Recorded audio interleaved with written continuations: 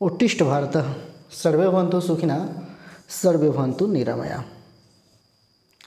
Well guys, सो इस series में आगे हम लोग बात करेंगे आज केशवानंद भारती केस 1973 का ये सुप्रीम कोर्ट का जजमेंट है। सिनॉप्सिस में देखेंगे Kesavananda Bharati judgment is a landmark in the history of Indian constitutional law.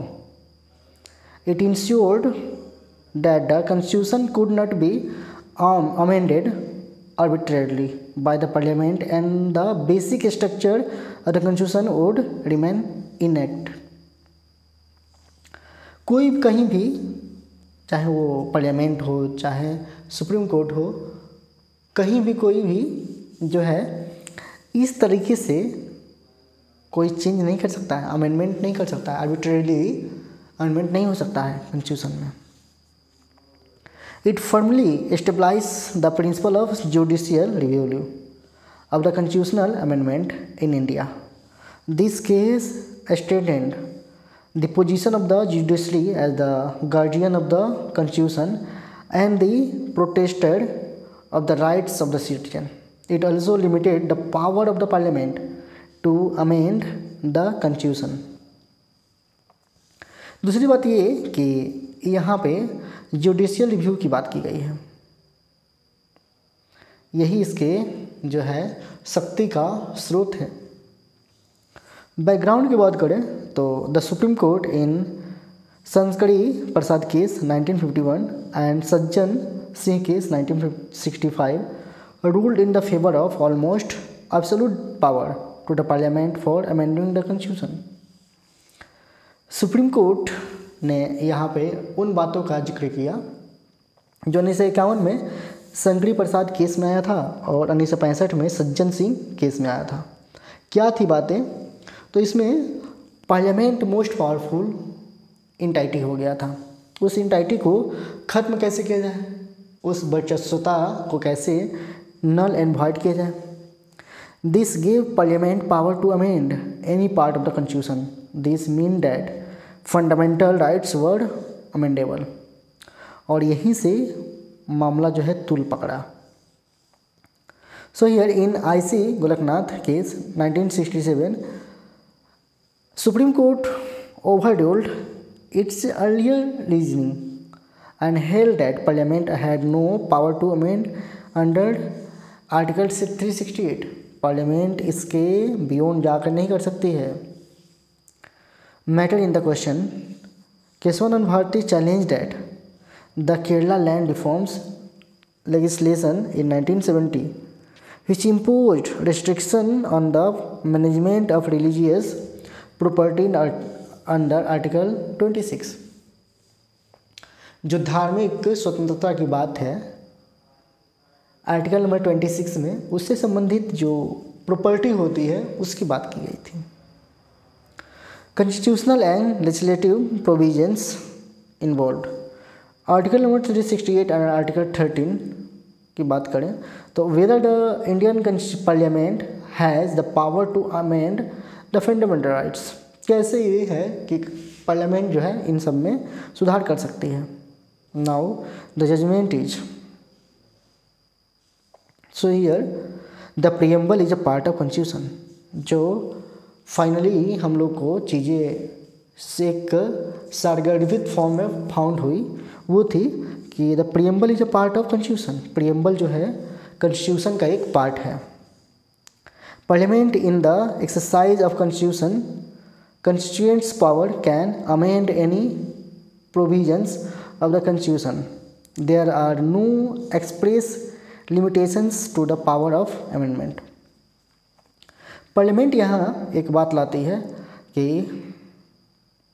There is no express limitations to the power of amendment. ये बातें इंपॉर्टेंट थी।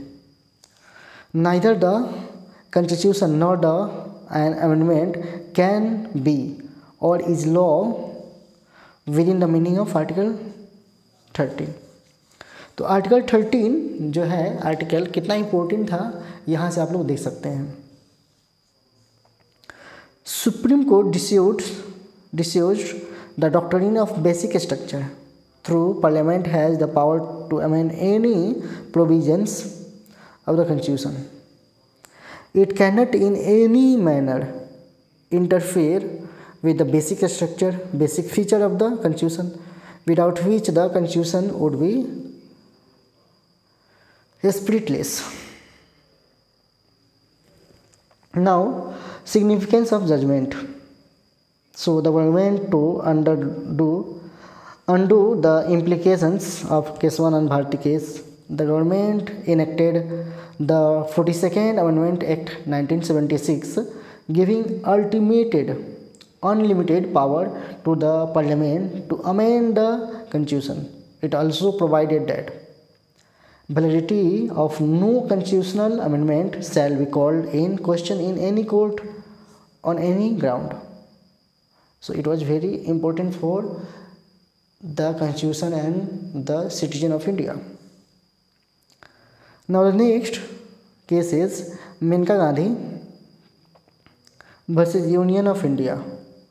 It was case of 1978, where right to life and personal liberty, article number 21, दैहिक स्वतंत्रता, दैहिक प्राण की जो बातें हैं उसके लिए स्वतंत्रता से संबंधित ये बातें थी जो आर्टिकल नंबर 21 में दी गई है. So synopsis is here. Maneka Gandhi versus Union of India is a landmark case which dealt with the issue of right to personal liberty and procedure established by law and under Article 21 of the Indian Constitution. The Supreme Court held that the right to personal liberty under Article number 21 of the Indian Constitution is not conformed to the protection against physical restraint but also includes within its ambit the right to travel abroad. The court further held that the procedure established by law under Article 21 must be fair, reasonable and just. It observed that the principle of natural justice must be followed before any order is passed which affect the rights of the person. Now what was the background of this case? So we are going to see here. In case arose where Maneka Gandhi passport was impounded by the government of India without giving her an opportunity to be heard.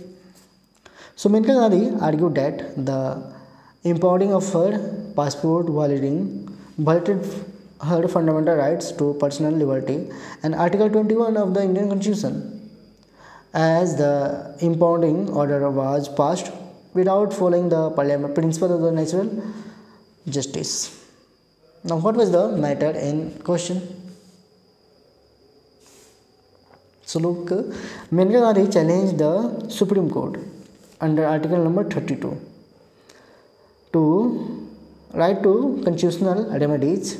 So it is all about the remedies on the grounds that right to travel abroad came under broad sweep of the personal liberty granted under Article number 21, and order also violated Article 14, that is equality. Constitutional and legislative provisions involved, whether the rights to go abroad is part of personal liberty and whether the right under Article number 19(1)(a) has any geographical limitations. Article number 22 safeguard against preventive detention.